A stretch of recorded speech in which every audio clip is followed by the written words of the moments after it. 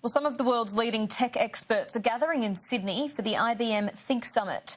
It's focusing on practical ways Australians can use emerging technologies. Let's get some more on this. Anthony Farrer joins me live. He's the Managing Partner for Innovation and Strategy and Ventures from IBM.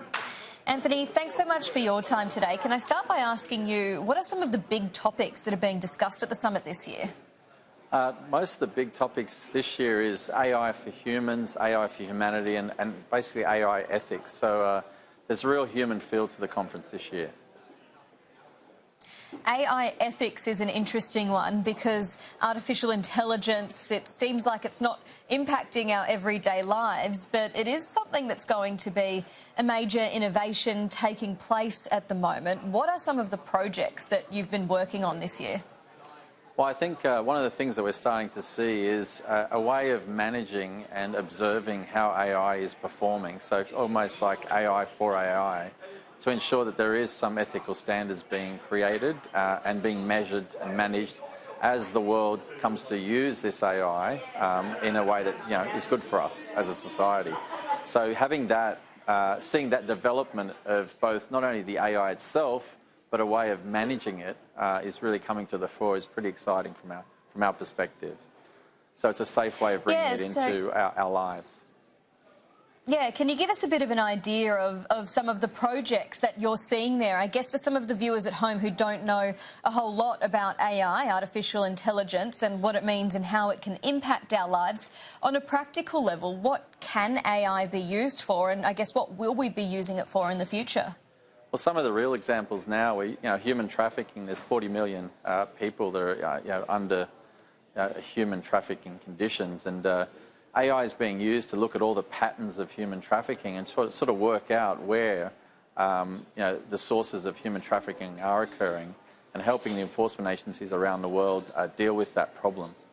So that's a real practical example. Also in health, we're seeing a lot of devices that are quite smart and aware and sort of anticipating or predicting conditions that could be occurring, whether it's heart attacks, diabetes episodes, and so forth. So we're seeing AI really help us as humans in very, very practical ways in our lives.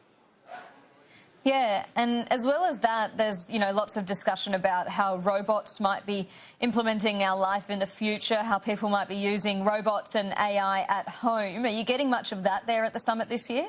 We're starting to see elements of it. I think in terms of AI, not in the home, whether it's energy and efficient uses of energy and how we interacts into our homes. But I think we're seeing at a macro scale how it's going to help us both in terms of our jobs, in terms of every job potentially changing.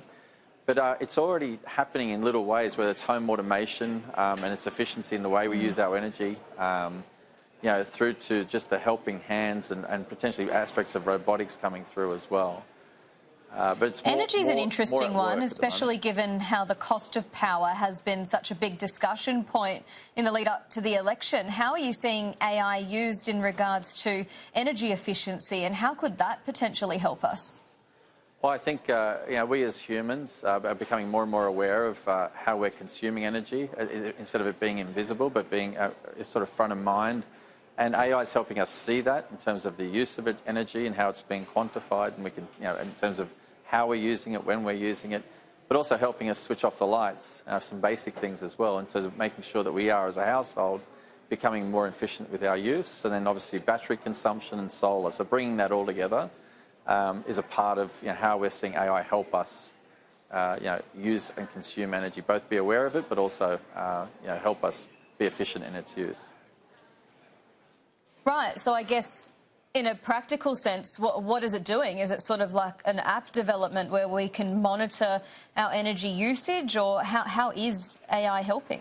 Yeah, so it's anywhere from the devices that are monitoring the use within the energy consumption through it presenting it to us via apps, versus somewhere in between where it's actually doing tasks for us on the basis that it knows enough about our consumption to change the energy consumption at a specific point in time. So it's a mixture between the systems, the use, the presentation of the information, and actually having some form of prediction within to be able to make, to perform tasks on our behalf. So it's kind of free.